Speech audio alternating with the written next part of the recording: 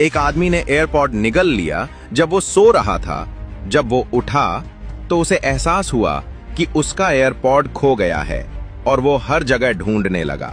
तो उसने चॉकलेट मुंह में ली, लेकिन वो चॉकलेट अंदर तक नहीं जा रही थी। तो वो तुरंत डॉक्टर के पास गया और डॉक्टर ने चेक किया। एयरपॉड से कुछ आवाज आ रही थी और वो आवाज थी, नोकरी करून कंटाळा आलाय, मग आता सुरू करा स्वतःचा व्यवसाय, तोही कमी इन्व्हेस्टमेंट मध्ये।